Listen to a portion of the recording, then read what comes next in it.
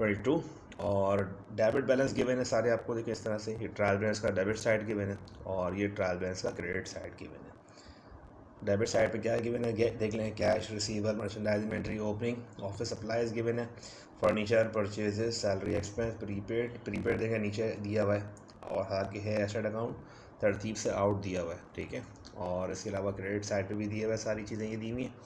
आते हैं रिक्वायर्ड, पढ़ते हैं डायरेक्ट, जो रिक्वायर्ड में है वो काम करते हैं। Prepare closing entries in journal. अब देखें income statement, balance sheet, closing entry, ये सब अकाउंट इसमें जो है वो एडजस्टमेंट की नीड होती है। आप पहले एडजस्टमेंट्स करेंगे तो ही आप ठीक तरीके से एडजस्ट उसमें इनकम स्टेटमेंट में, क्लोजिंग एंट्री में अमाउंट रिपोर्ट कर सकते हैं। विदाउट एडजस्टिंग एंट्री आप डायरेक्ट करना चाहें, ठीक है, अगर आप बहुत मतलब उसमें कहने के एक्सपर्ट हो गए अकाउंटिंग में, फाइनेंशियल स्टेटमेंट में, तो आप डायरेक्ट कर सकते हैं। लेकिन ज़्यादा बेहतर ये है कि एडजस्टिंग एंट्री को एज अ टूल पहले कर लिया जाए, यानी कि पहले से रफ वर्किंग में एडजस्टिंग एंट्री बना ली जाए 1 बाय 1। तो आए ज़रा पहले 1 बाय 1 जल्दी एडजस्टिंग एंट्री पढ़ लेते हैं। और फिर क्लास में हमने इसके अकाउंट भी डिस्कस किए हैं। जिस अकाउंट को आप एडजस्ट करते हैं उसका टी अकाउंट का बैलेंस चेक किया करेंगे, प्लस हो गया, माइनस हो गया, एडजस्टमेंट के बाद बढ़ गया, कम हो गया। इसीलिए आपको टी अकाउंट पढ़ाए थे ताकि आप सही तरीके से सवाल को अटैम्प्ट कर सकें। तो अभी भी एग्ज़ाम में टाइम है, तो इस सवाल को अटैम्प्ट करने से पहले उसके लिए इस पे वर्किंग कर लें, काम कर लें। देखिए फर्स्ट वन देखिए क्या लिखा हुआ है, इंश्योरेंस एक्सपायर्ड बाय ₹1500। 1500 रुपये इंश्योरेंस आपको क्या हो गया, एक्सपायर हो गया। सवाल में अगर देखें क्या दिया हुआ है, सवाल में इंश्योरेंस देखिए ये लिखा हुआ है, प्री पेड इंश्योरेंस की बात हो रही है। अच्छा, प्री पेड इंश्योरेंस कितने रुपए दिया हुआ है, 2000 रुपये दिया हुआ है। 2000 रुपये इंश्योरेंस एसेट में रिकॉर्ड किया हुआ है या एक्सपेंस में रिकॉर्ड किया हुआ है, देखेंगे यहाँ रिकॉर्ड किया हुआ है। प्रीपेड कौन सा अकाउंट होता है, एसेट, यानी कि एसेट रिकॉर्ड में है पहले से। तो हमें एसेट रिकॉर्ड नहीं करना है, हमें क्या रिकॉर्ड करना है, एक्सपेंस रिकॉर्ड करना है।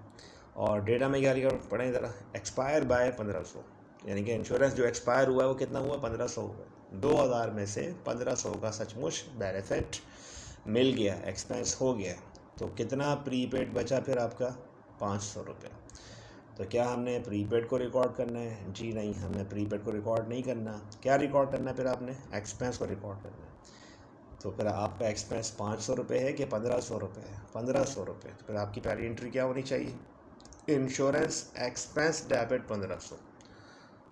और कौन सा अकाउंट, प्रीपेड इंश्योरेंस क्रेडिट 1500 रुपये। एक्सपेंस को बढ़ा देंगे और एसेट को कम कर देंगे। एक्सपेंस कितना रिकॉर्ड कर लेंगे, 1500 रुपये से, और प्रीपेड यानी कि एसेट को कम कर देंगे, ठीक है। अब देखें इस एंट्री में अगर नोट करें क्या हुआ, क्या इस एंट्री में एक नया टी अकाउंट बना। वो नया टी अकाउंट कौन सा है, इंश्योरेंस एक्सपेंस, और एक्सपेंस की पोस्टिंग डेबिट साइड पे कर दीजिएगा 1500 रुपये से। जबकि प्रीपेड कोई नया अकाउंट नहीं है, प्रीपेड इंश्योरेंस का टी अकाउंट पहले से सवाल में बना हुआ है। यही मैं कहना चाह रहा हूँ कि एडजस्टिंग एंट्री जब बनाएं तो उसको टी अकाउंट पहले बना के रफ वर्किंग में रफ वर्क पहले सॉल्व कर लें कि 2000 रुपये डेबिट में थे, इस एंट्री में प्रीपेड अकाउंट क्रेडिट हो गया 1500 रुपये से, तो 1500 क्रेडिट होने के बाद प्रीपेड का बैलेंस कितना बचा, 500 रुपये। नेक्स्ट में कहते हैं डेप्रिसिएशन एक्सपेंस ऑन फर्नीचर ₹5000, यानी कि इस साल का जो फर्नीचर पे एक्सपेंस एस्टिमेट किया आपने डेप्रिसिएशन का वो कितना है, 5000 रुपये। एंट्री बनाएं, क्या एंट्री बनाएंगे, depreciation expense debit, allowance for depreciation credit. दोनों अकाउंट नए बन गए। पहले से उसका फर्नीचर का जो डेप्रिसिएशन नहीं दिया हुआ आपको सवाल में, ठीक है, सिर्फ फर्नीचर दिया हुआ है, लेकिन उसको फर्नीचर पहले से डेप्रिसिएशन कॉन्ट्रा एसेट नहीं है। अलाउंस फॉर डेप्रिसिएशन नहीं दिया हुआ, ठीक है, क्रेडिट साइड पे यहाँ पे भी नहीं दिया हुआ कहीं भी। तो दोनों अकाउंट नए बन जाएंगे। एंट्री क्या होगी, एंट्री बनेगी depreciation expense debit, allowance for depreciation credit कितने से, 5000 से। नेक्स्ट पे कहते हैं salaries expense for the year 4200, ठीक है, पूरे साल का जो सैलरी एक्सपेंस वो कितना है, 4200 रुपये। जबकि क्वेश्चन में कर देंगे सैलरी एक्सपेंस कितने रुपये दिया हुआ पहले से, तो पहले से क्वेश्चन में कर देंगे सैलरीज एक्सपेंस दिया हुआ है कितना, 3500। अब देखें एक्सपेंस रिकॉर्ड किया हुआ इन्होंने एक्सपेंस कितना रिकॉर्ड किया हुआ, 3500। और पेमेंट करने की इन्होंने एंट्री क्या पास की होगी, जब जिस वक्त इन्होंने सैलरी एक्सपेंस पे किया होगा तो एंट्री की होगी salaries expense debit and cash credit. तो एक्सपेंस का टी अकाउंट बन गया और एक्सपेंस का टी अकाउंट बैलेंस शो कर रहा है 3500 रुपये।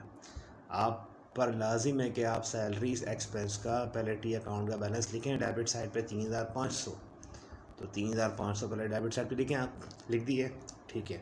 अब बताएं कि सैलरीज एक्सपेंस पूरे साल कितना बनता है, पूरे साल का फॉर द ईयर 200, तो बढ़ाना है या कम करना है, बढ़ाना है, कितना बढ़ाना है, 700 को और इंक्रीज़ करना है।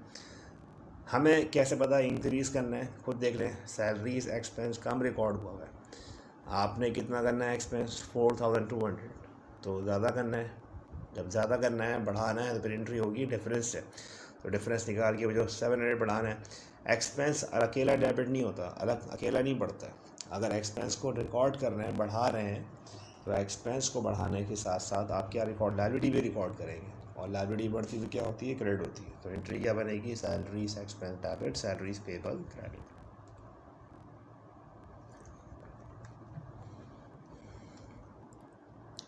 अब देखिए इस एंट्री में जब आपने सैलरीज एक्सपेंस को डेबिट किया 700 से, तो अब हमारा एक्सपेंस जो है वो 3,500 नहीं रहा, 3,500 में 700 रुपये डेबिट में रिकॉर्ड हो गए, डेबिट साइड पे आ गए, तो 3,500 और 700 रुपये डेबिट करो, कितना हो गए, 4,200 रुपये।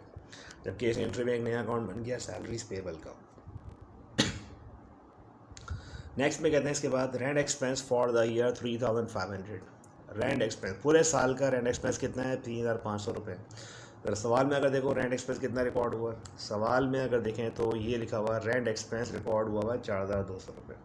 देखो रेंट एक्सपेंस रिकॉर्ड किया हुआ है 4,200, ज़्यादा रिकॉर्ड किया हुआ है कितना इस वक्त 4,200, जबकि डेटा में क्या कहते हैं, rent expense for the year 3,500, पूरे साल का जो रेंट एक्सपेंस है वो कितने रुपए है, 3,500 रुपये।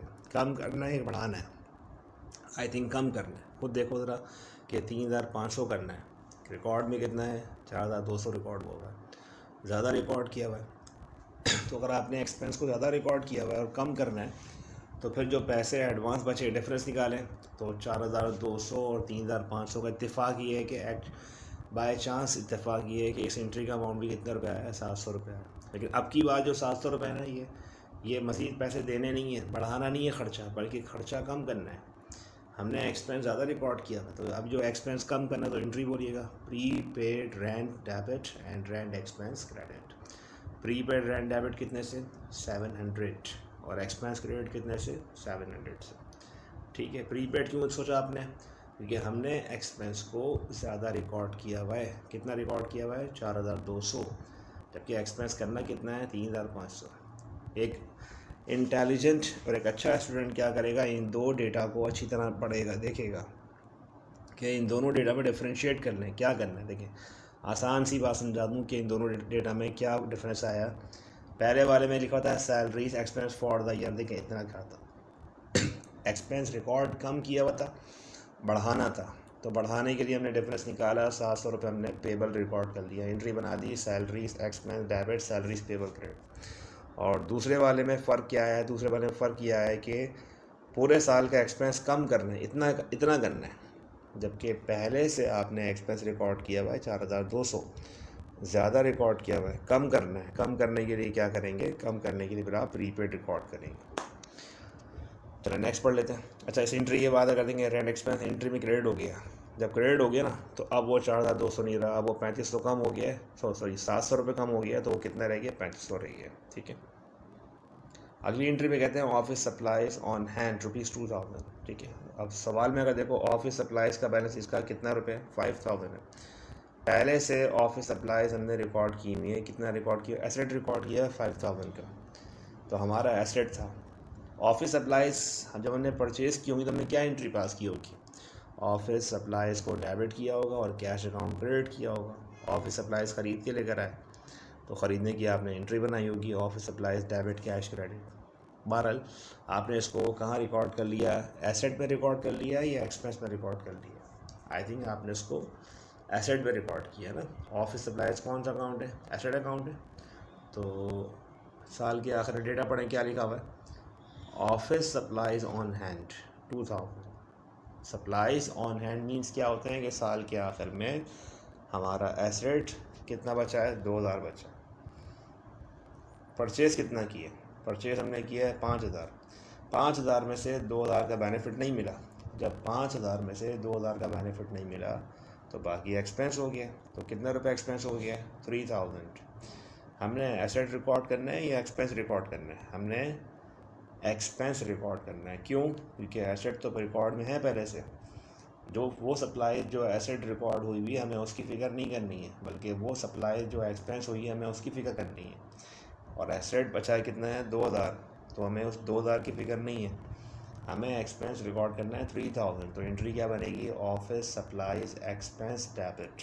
देखें ये entry, office supplies expense debit और ऑफिस सप्लाइज क्रेडिट। एक्सपेंस को बढ़ा देंगे, एसेट कम कर देंगे और हमारी एंट्री होगी कितने से पास होगी? ये एंट्री होगी 3,000 से। एंट्री होगी office supplies expense debit, office supplies credit 3,000 से।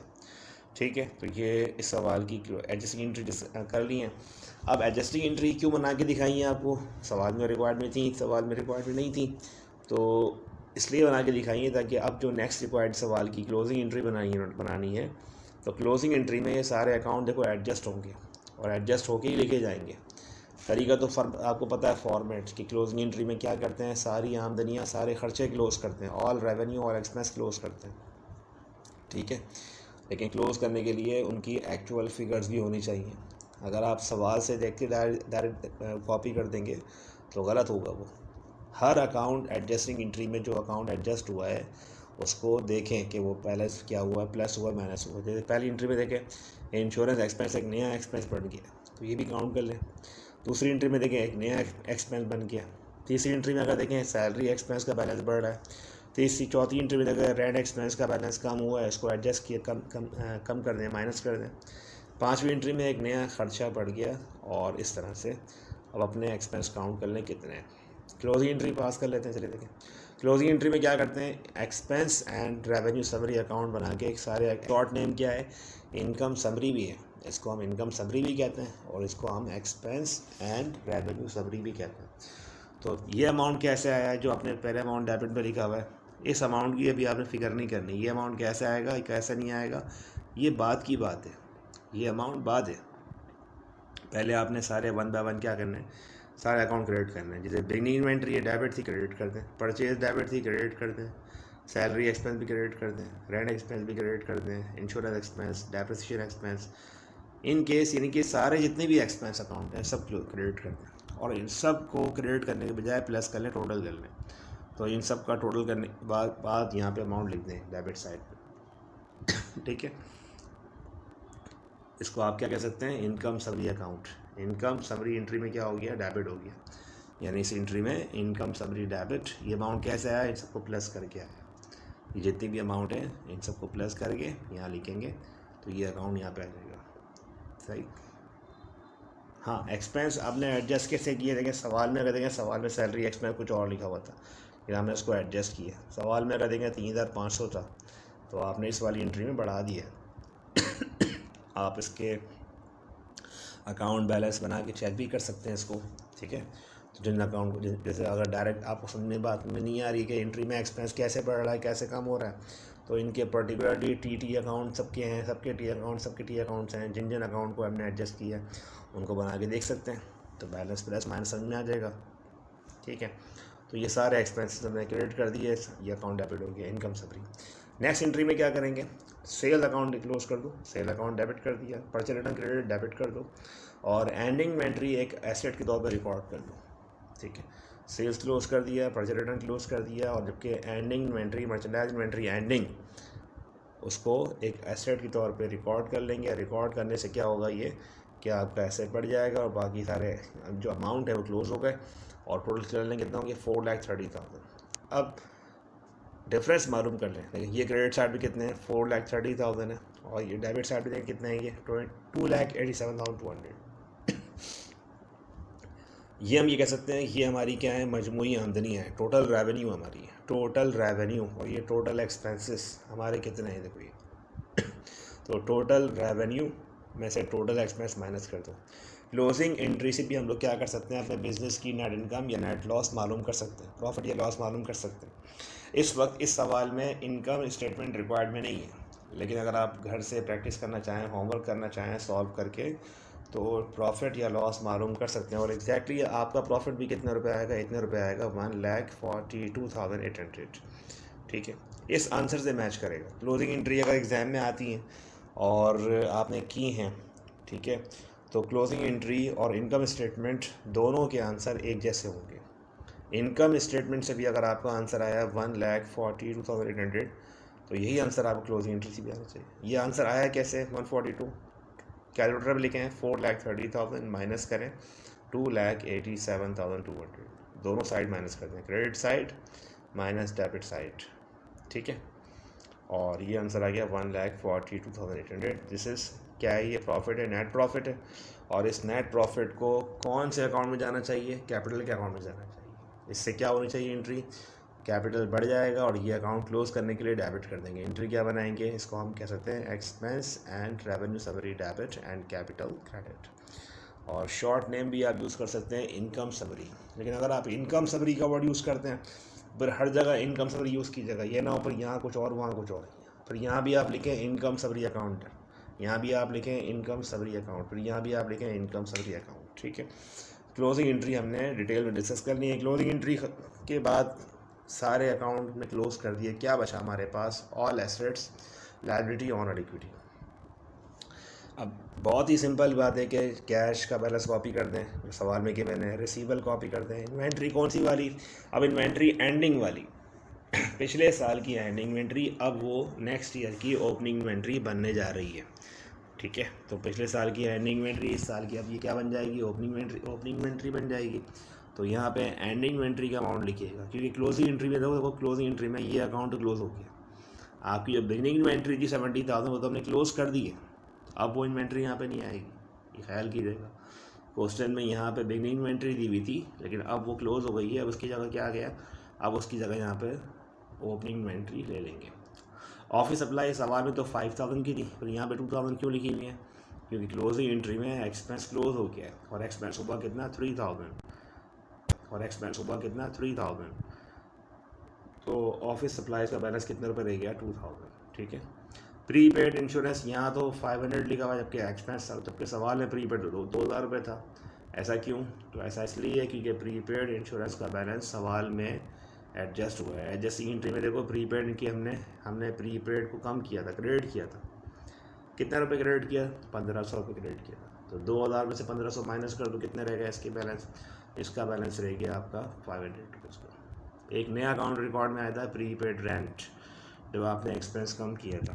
और एक जो फर्नीचर का बैलेंस सवाल में गिवन है, फर्नीचर को आपने डेप्रिशिएट किया 5,000, अकाउंट पेबल गिवन है, सैलरीज पेबल एक नई लायबिलिटी रिकॉर्ड की है। सबसे इम्पोर्टेंट बात कि पोस्ट क्लोजिंग ट्रायल बैलेंस में कैपिटल कौन सा लिखेंगे, कैपिटल वो लिखेंगे जो प्रॉफिट से बढ़ गया है, बढ़ने के बाद आया है।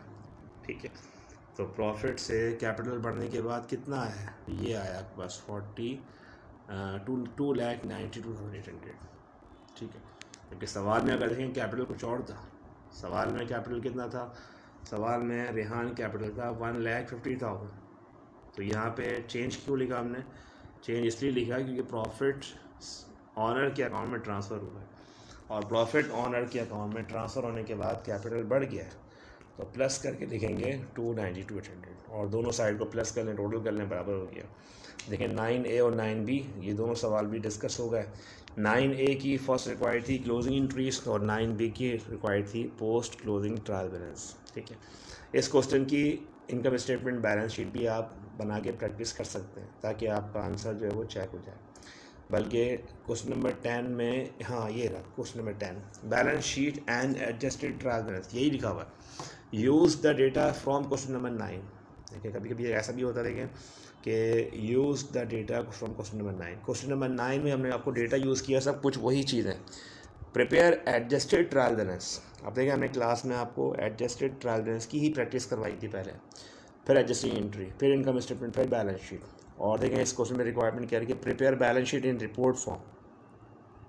अच्छा, डायरेक्ट उन्होंने बैलेंस शीट मांगी है, तो इनकम स्टेटमेंट क्यों नहीं मांगा, वहाँ से नेट प्रॉफिट हम लोग मालूम करते थे, वो लिखते थे हम, वो कहाँ से आएगा, क्लोजिंग एंट्री से। आपने क्लोजिंग एंट्री में सारी आमदनियाँ खर्चे क्लोज किए हैं, तो वहाँ से आपको प्रॉफिट लॉस मिल जाएगा वो यहाँ पे लिख दीजिएगा। एनीवे, पहले तो इस सवाल में एडजस्टेड ट्रायल बैलेंस रिक्वायर्ड है, तो एडजस्टेड एंट्री तो आपने पहले से की हुई है। अब आप उससे इसकी सीक्वेंस के साथ उसका proper adjusted trial balance copy कर दें। तो क्वेश्चन में अकाउंट गिन लो, क्वेश्चन में अकाउंट कितने बन रहे हैं, बाद में कितने रिकॉर्ड में आए। देखें क्वेश्चन के इसके अपने अकाउंट गिन लें कितने हैं, 1 2 3 4 5 6 7 8 9 और ये 10 11 12 13। तो 13 अकाउंट सवाल में दिए हुए हैं। 13 अकाउंट में अगर देखो टैली एंट्री में रिकॉर्ड में है एक्सपेंस 14, ठीक है, 15 16 17 और ये 18 और ये 19। टोटल जगह देखो 19 अकाउंट बनने चाहिए हमारे इसमें, और टोटल जो है वो देखिए 19 अकाउंट ये रहे। पूरा सीरियल नंबर देखें 19 तक के हमारे अकाउंट सारे ही हैं। बस प्रॉपर्ली इसको क्या करें, डेटा उसको अरेंज कर लें। पहला अकाउंट कैश, कैश के बाद रिसीवेबल, मर्चेंडाइज इन्वेंट्री ओपनिंग लिखें, सप्लाईज लिखें, प्रीपेड लिखें, फर्नीचर लिखें, अलाउंस लिखें। यहाँ तक हमारे सारे क्या हो गए, यहाँ तक हमारे सारे जितने भी एसेट्स से कंप्लीट हो गए। कहाँ से लेकर, कैश से लेकर अलाउंस फॉर डेप्रिसिएशन तक हमारे कितने अकाउंट हैं, सारे ये अकाउंट हैं। ये सारे हमारे क्या है, एसेट अकाउंट है।